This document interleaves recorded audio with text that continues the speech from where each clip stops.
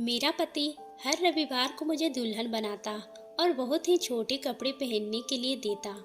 उन कपड़ों में मेरा सारा जिस्म दिखता था और फिर वह अपने दोस्तों के साथ मिलकर सारी रात मेरे साथ एक के बाद एक। मेरी शादी को अभी कुछ ही दिन गुजरे थे कि रविवार के दिन मेरा पति दोपहर को कहीं चला गया था।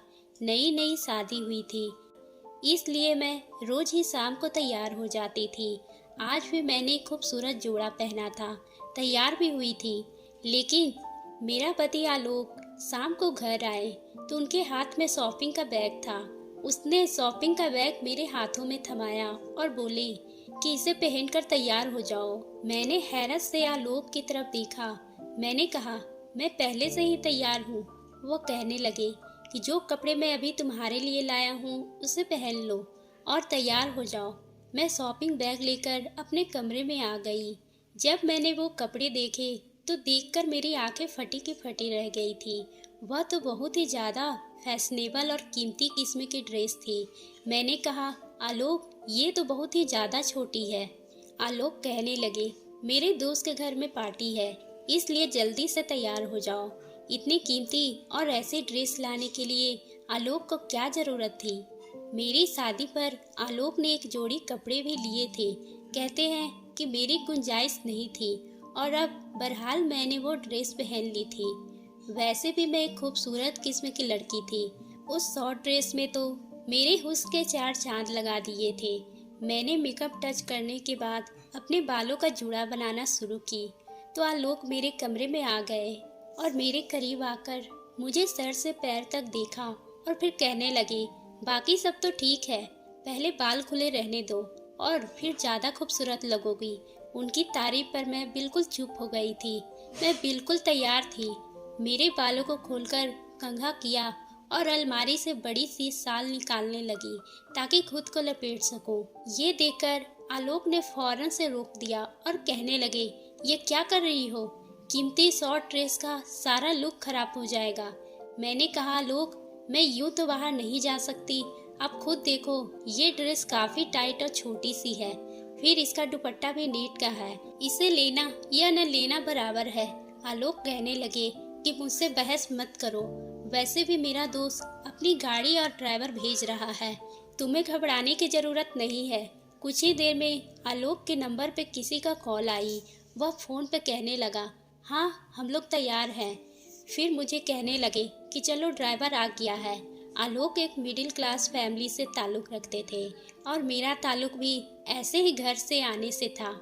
मैं जानती थी कि मेरा पति कोई लाट साहब नहीं है। आलोक के पास गाड़ी नहीं थी, एक पुरानी सी मोटरसाइकिल ही थी। घर भी छोटा सा था और शादी की रात ही उसने मुझे कह दिया था कि उसकी तनख्वाह बस इतनी ही है कि महीना बाद में ख़त्म होगी और तनख्वाह पहले। मैंने भी कोई एतराज नहीं किया था। शादी के उन दिनों आलोक से कोई भी फरमाइश नहीं की थी। वो अकेले ही रहते थे छोटे से फ्लैट में। मैंने शादी के अगले दिन ही किचन संभाल ली थी। आलोक मुझसे कहता था कि शादी पर बहुत खर्चा हो गया है, इसलिए मैंने कपड़े भी नहीं बनाए और महीने यूं ही गुजरने पड़े थे। इसलिए मुझे हैरत हो रही थी कि जब आलोक की गुंजाइश ही नहीं थी तो इतनी कीमती ड्रेस लाने की क्या ज़रूरत थी, वह भी बस एक दावत पे जाने के लिए। मेरे दहेज में काफ़ी सारे सूट बिल्कुल नए थे, मैं उनमें से ही कुछ पहन लेती। लेकिन वह तो एक कीमती ड्रेस मेरे लिए लाए थे। कम से कम उसकी कीमत 10 से 15 हज़ार। क्या ज़रूरत थी इतना खर्च करने की। बहरहाल आलोक के दोस्त का ड्राइवर आ चुका था और हम दोनों गाड़ी में बैठ गए थे। वह गाड़ी खूबसूरत इलाके से बड़े से बंगले के सामने खड़ी हुई थी। हॉर्न देते ही फौरन से चौकीदार ने दरवाज़ा खोला था और पार्किंग एरिया में इस वक्त 3 गाड़ियां पहले से ही मौजूद थी और चौथी हमारी थी। साइड पर बना बगीचा भी बहुत ही ज़्यादा कीमती और खूबसूरत फूलों से सजाया हुआ था, लेकिन वहाँ पर इतनी लाइट नहीं थी जैसे कि दावतों पर होती थी। आलोक मेरा हाथ पकड़े मुझे अंदर लॉन्च में ले गए। मेरी ड्रेस काफ़ी टाइट थी और इस पर सितम यह कि दुपट्टे भी नहीं थे। जैसे मैं अंदर गई तो अंदर मेरे सिवाय मर्दों के कोई नज़र नहीं आया वहाँ कोई भी औरत मेरे अलावा नहीं थी। ये देखकर मैं बुरी तरह से नर्वस हुई थी। यह कैसी दावत थी जहाँ सब मर्द ही मर्द थे, औरतें नहीं थी। और अगर सिर्फ औरतों की ही दावत थी और सिर्फ मर्दों की ही दावत थी तो फिर आलोक मुझे यहाँ क्यों लेकर आए थे? उन हट्टे कट्टे आदमियों को देखकर मैं बिल्कुल आलोक के साथ साथ रही। मैंने कहा, आलोक, यहाँ तो कोई भी औरत नहीं है। वो कहने लगे, ये सब शादीशुदा नहीं है तो जाहिर सी बात है उनकी बीवियाँ कहाँ से आ सकती है। मुझे अपने साथ ही वो अपने दोस्त से मिलवाने लाए हैं। मुझे हैरत का झटका उस वक्त लगा जब आलोक ने मेरा इंट्रोडक्शन अपने दोस्तों से करवाया। वह मिलने के बहाने मेरे सामने अपना हाथ बढ़ाने लगे। मैं देखकर पीछे हट गई थी। ये कौन सा तरीका था? फिर मुझे आलोक के दोस्त कुछ अच्छे भी नहीं लग रहे थे। अजीब तेज सी नजरें थी सबकी। सब मुझे सर से पैर तक देख रहे थे। उनकी आंखों में ऐसी ही अजीब से बेबाकी सी थी। मेरा दिल बहुत ज्यादा घबराने लगा। मुझे इस कदर बेचैनी होने लगी थी कि फौरन से इस घर से बाहर निकल जाऊं।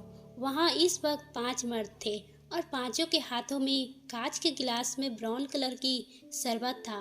सबकी आंखें ना जाने किस जज्बे की तरह गुलाबी हो रही थी।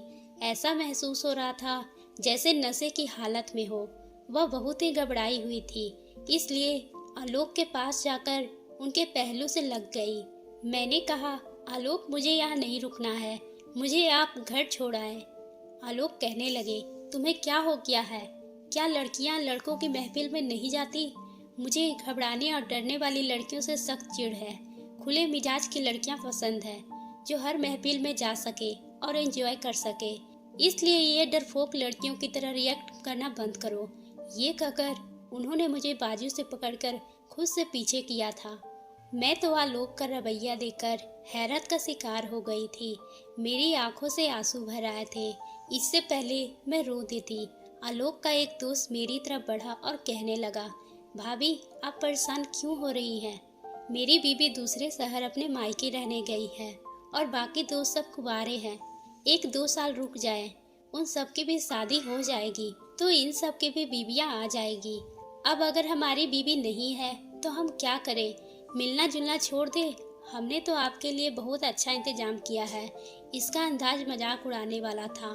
फिर वह आलोक से कहने लगा, आओ आलोक, डाइनिंग टेबल पे चलते हैं, खाना बिल्कुल रेडी है।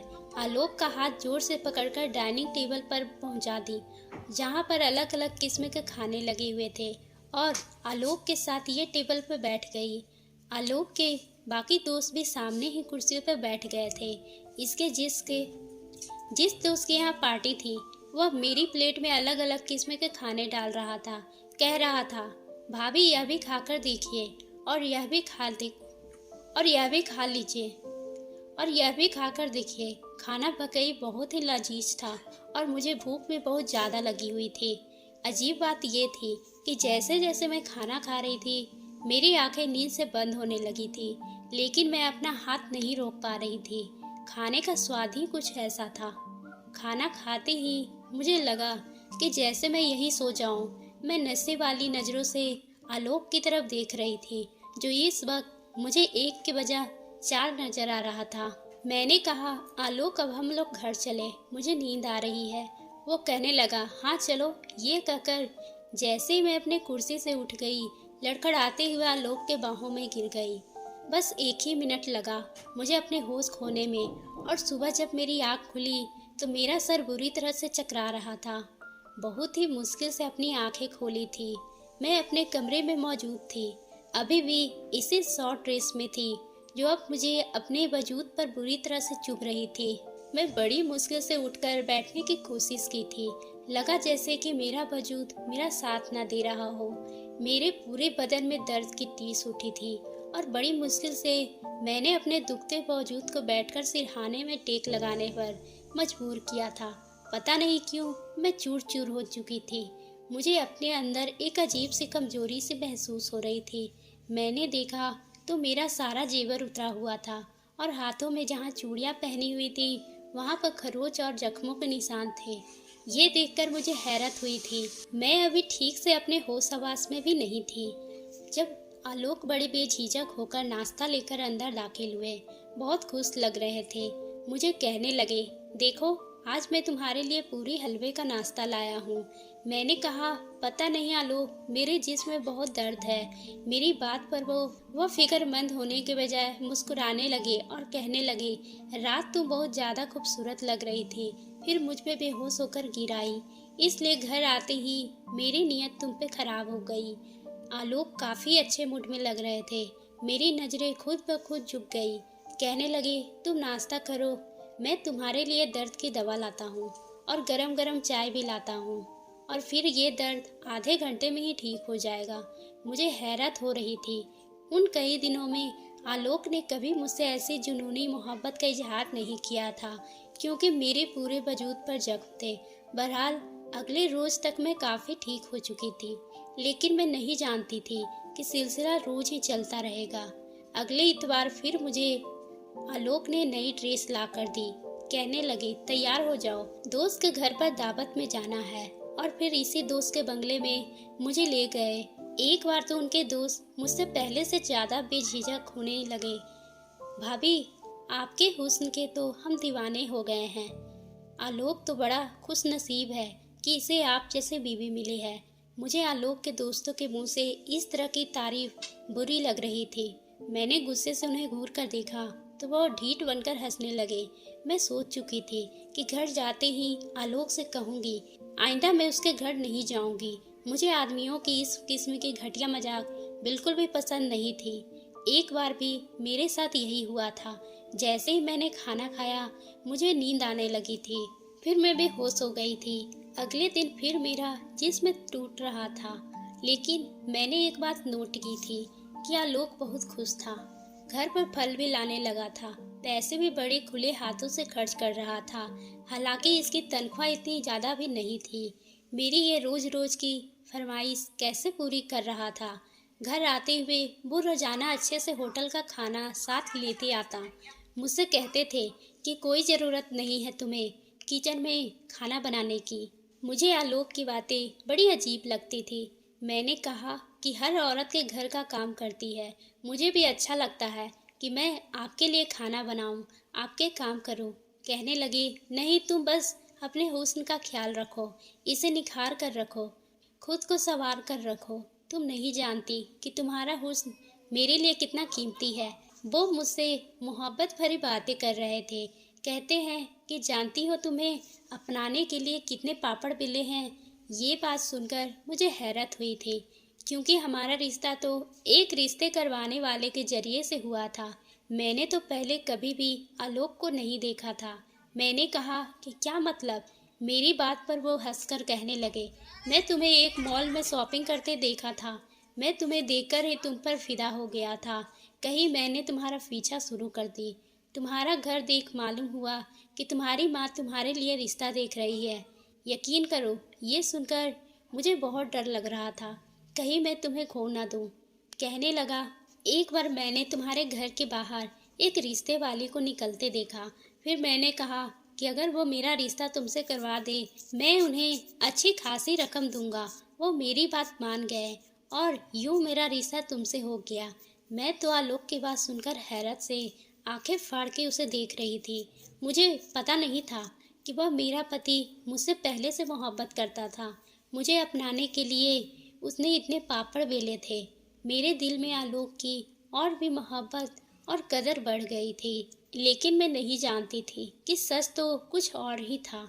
इस इतवार को जब मुझे आलोक ने फिर से कीमती ड्रेस ला कर दी, तो मैंने कहा, नहीं आलोक, मुझे आपकी किसी दोस्त की दावत में नहीं जाना है।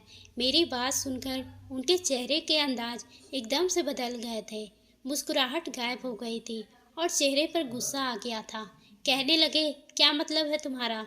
वह लोग इतनी चाह से तुम्हें बुलाते हैं। मैंने कहा, नहीं, मुझे नहीं जाना है। वह कैसा खाना मुझे खिलाते हैं कि खाते ही मुझे नींद आ जाती है और सुबह मेरी बुरी हालत हो जाती है। 2-3 दिन में चलने फिरने के मसरूफ़ हो जाती हूँ और फिर वहाँ पर सिर्फ आदमी होते हैं। मेरा वहाँ क्या काम है? आपको जाना है, आपके दोस्त हैं, वक्त गुजारना है, आप जाइए, लेकिन मैं नहीं जाऊँगी। ये कहकर मैं अपने बेड पे बैठ गई। मैं नहीं जानती थी कि मेरा इनकार करना मुझे इतना महंगा पड़ सकता है। आलोक बहुत ही गुस्से से मेरे पास आए, मेरे बाजू पकड़कर बुरी तरह से दबोच लिया और कहने लगे, अब तक तुमने मेरी मोहब्बत देखी है, लेकिन यही कि मेरी मोहब्बत ही देखो, मुझे इनकार नहीं करना। अगर तुमने मेरी किसी भी बात से इनकार किया तो तुम नहीं जानती कि मैं गुस्से का कितना पागल इंसान हूँ। यह कोई इतनी बड़ी बात तो नहीं थी जो मैंने इसे कही थी, लेकिन आलोक का गुस्सा तो यूं था जैसे वह कहे ही मुझे जान से मार डालेंगे। अपनी लाल आंखें वो मेरी तरफ देखकर बड़े गुस्से से कह रहे थे। मेरा दिल तो अपने पति का ये रूप देखकर कांप सा गया था। मैंने फिर कोई खिलाफत नहीं की और कहा चलिए, लेकिन मुझे ये सब अच्छा नहीं लग रहा था। ना जाने क्यों टेबल पर मुझे मज़े से खाने भी आज बुरे लग रहे थे, क्योंकि वह मुझे होश से बेहोश कर देते थे। मैंने बहुत कम सब्जी अपने प्लेट में डाली थी और लगाकर खा रही थी, लेकिन जैसे ही आलोक के दोस्त की नज़र मुझ पे पड़ी, कहने लगे, भाभी क्या बात है, आप खाना ठीक से नहीं खा रही है। मैंने कहा मुझे भूख नहीं है। मेरा यह कहना था कि उसने एक अजीब तरफ का इशारा आलोक को किया। ये देखकर मेरे होश गुम हो गए थे। आलोक के सामने पड़ी सब्जी मेरे प्लेट में भर दी और कहने लगे, पूरा खत्म करो। वह घूमती हुई नजरें मुझे कह रहे थे। मैंने बड़ी मुश्किल से वह सब्जी खत्म की और खाते ही वही हालत खराब हो गई। अब तो मुझे आलोक पर भी शक होने लगा था। अगले इतवार आने में पहले मैंने तबीयत खराब का बहाना किया और मायके चली आई। मेरी छोटी बहन के रिश्ते की बात तय हो गई थी। छोटी सी मंगनी की रस्म घर पर थी। मेरी बहन की शॉपिंग पर आई तो मुझे भी साथ ले गई। वही मेरी मुलाकात आलोक के 5 दोस्तों से एक साथ हो गई। वह बातों के दौरान बार बार मेरी बहन को देख रहा था। कहने लगा, भाभी इस बार हमारे घर आए तो अपनी बहन को भी जरूर लाना, ये भी आपकी तरह बड़ी कमाल की है। मुझे इस आदमी की बात बहुत बुरी लग रही थी। मेरी बहन भी उसे घूर कर देखने लगी। मैंने कहा, आपको तमीज नहीं है बात करने की। मेरा लहजा तेज हो गया था। आसपास गुजरने वाले लोग भी वहीं खड़े हो गए थे। ये देखकर इस आदमी को भी गुस्सा आ गया। कहने लगा, तमीज का मतलब पता है तुझे? हम औरत देकर तमीज करते हैं और तू इस काबिल नहीं है कि तेरी इज्जत और तमीज जाए। मैंने कहा कि जुबान संभाल कर बात करो। वो कहने लगा, क्यों, सच बहुत चुभ रहा है तुझे? तेरी तो 2 टके की औकात है और तुझे तमीज की बात कर रही है। ये लफ्ज़ सुनकर मुझे इस पर इतना गुस्सा आया कि मैंने एक जोरदार थप्पड़ उसके मुंह पर मारा और इस थप्पड़ की गूंज जिसने सुनी, तमाम लोग वहां खड़े हो गए। मुझे कहने लगे कि अगर इस शख्स ने आपके साथ बदतमीजी की है तो हम इसकी तबीयत अभी ठीक कर देते हैं। मेरा जी तो यही चाहा कि इसका मुंह तोड़वा दूं। इस आदमी को औरत से बात करने की तमीज़ तक नहीं है। मैंने सोचा कि घर जाकर आलोक को इसकी हरकत बताऊंगी। वह लोग इतने बदतमीज हैं और वो हर इतवार मुझे ज़बरदस्ती उनके घर लेकर जाता है। उनकी नज़र में तो किसी बहन बेटी की इज्जत ही नहीं है। इससे पहले कि वहाँ खड़े नौजवान इस आदमी की अच्छी खबर लेते, वो कहने लगा, यह बाजारू औरत है, बस यहाँ पे तमाशा बना रही है कि मेरे होश उड़ गए थे। मैंने कहा, यह बकवास कर रही हो। वह यह सुनकर कहने लगा, तुम इतवार को क्या करने हमारे बंगले में आती हो, वह भी जब तुम जानती हो कि वह तुम्हारे अलावा कोई औरत नहीं होती है। उसके बाद जो बात इस आदमी ने मुझे कही, पहले मेरा दिमाग चकरा कर रह गया। कहने लगा, अगर मेरी बात पे यकीन ना हो, इस बार आना इतवार को हमारे घर। तुम्हें मैं अच्छे से सबक सिखाऊंगा। तुम्हें हमारी सही औकात दिखाऊंगा कि तुम क्या हो। मेरी बहन मेरी शक्ल देख रही थी और मैं उसकी बात पर यूं पत्थर बन चुकी थी। बहुत से लोग मुझे अजीब सी नज़रों से देखते हुए वहाँ से चले गए। वो आदमी गुस्से से भर पड़ा था। मुझे घूरता हुआ वहाँ से चला गया। मेरी बहन ने मेरा हाथ पकड़ा और मुझे घसीटते हुए बाजार से बाहर ले आई और कहने लगी, दीदी ये सब क्या बकवास कर रहा था? मैंने कोई जवाब नहीं दिया। मेरा तो दिमाग चकरा रहा था। मेरा जी इतना घबरा रहा था कि जैसे अभी मेरे दिल को कुछ हो जाए, वह फट जाएगा और मुझ में अजीब सी बेहोशी होने लगी थी।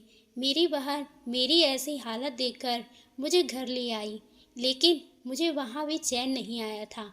मैं फ़ौरन से अपने घर चली आई। घर गई ताल्लुक का मूड बहुत ही खराब था। कहने लगा, रह ली अपनी माँ के घर, अब अगर तुमने मायके रहना है तो तुम वर्किंग दे दो।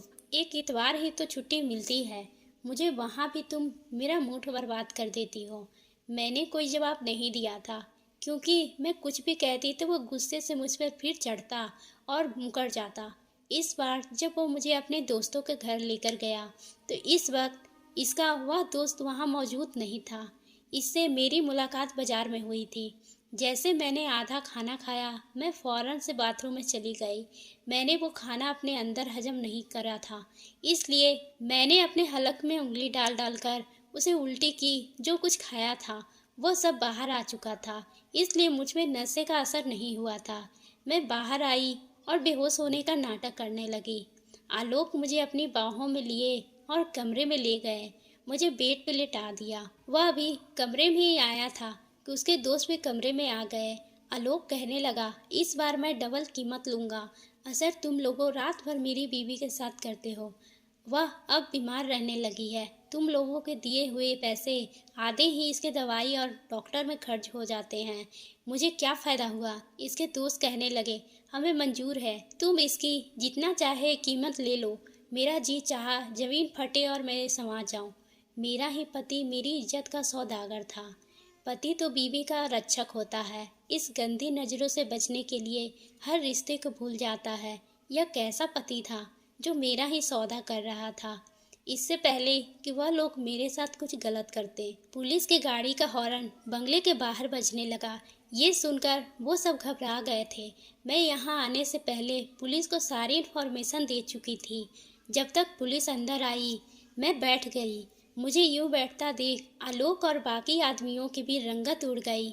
मैंने अपने पति को गिरफ्तार करवा दिया था, क्योंकि इसे खूबसूरत लड़की चाहिए थी, इसलिए जिसे वो सौदा करके पैसे कमा सके। आलोक जेल में बंद था और इसी दौरान मैंने तलाक का मुकदमा कर दिया, जिसे मुझे तलाक भी हो चुकी थी। लेकिन मुझे अपने माँ बाप से एक शिकायत थी कि मेरी शादी और रिश्ता करने से पहले उन्होंने ये नहीं देखा कि लड़का अकेला है, मुझ पर घर की जिम्मेदारी या नहीं होगी, सास ससुर के ताने नहीं होंगे। लेकिन यह नहीं देखा कि वह करता क्या है। अपनी बेटी की शादी करने से पहले अच्छी तरह से मालूमात कर लिया करें, कहीं कोई आलोक जैसा आदमी उनकी ज़िंदगी में शामिल ना हो जाए। अगर आपको ये कहानी पसंद आई हो तो आप हमारे चैनल को सब्सक्राइब करना ना भूलें और बेल आइकन को भी प्रेस कर लें, ताकि हम आपके लिए इसी तरह की दिलचस्प कहानी लाते रहें।